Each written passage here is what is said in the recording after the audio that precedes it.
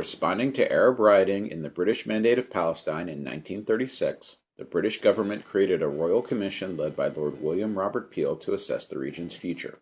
The Peel Commission in 1937 proposed the eventual end of the mandate to be replaced by separate Jewish and Arab states, with the British keeping a corridor from the Mediterranean coast to an enclave around Jerusalem. The Peel Partition Plan envisioned a Jewish state that largely followed the strategic pattern of settlement aimed at defining viable borders since 1882, with a strip running along the Mediterranean from Be'er Tuvia in the south to Lebanon in the north, plus most of the Galilee. The Arab state was envisioned as Gaza, the Negev, and most of what is now considered the West Bank. The Arab uprising and the work of the Peel Commission inspired a second phase of the Fifth Aliyah from 1936 until the start of World War II in 1939. This defensive tower and stockade phase established 52 fortified agricultural settlements, many of them in areas remote from the existing Yishuv, to create facts on the ground that would influence partition recommendations. The locations were not accidental. Even though Arab leaders urged their people not to sell land to Jews, and the British largely banned such sales, many landowners remained eager to cash in on their holdings. Some potential sellers were Palestinian Arabs. Others were wealthy families who lived in places such as Syria. In fact, more Arab land was for sale than the Jewish National Fund and other Jewish agencies and individuals could afford, so the buyers were strategic about their purchases. JNF concentrated on purchasing land along the Jerusalem-Tel Aviv corridor, near Haifa in the northwest, and near the headwaters of the Jordan River in the northeast, and it pushed beyond the Peel Commission's proposed boundaries for the Jewish state.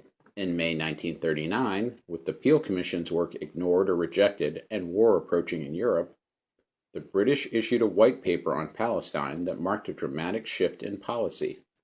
After 2 decades of offering official support for some form of Jewish autonomy in Palestine, the British decided to try to stop all growth of the Jewish community toward a state, with a strict limit of 75,000 Jewish immigrants over 5 years, no further Jewish immigration without Arab approval, and a ban on land purchases.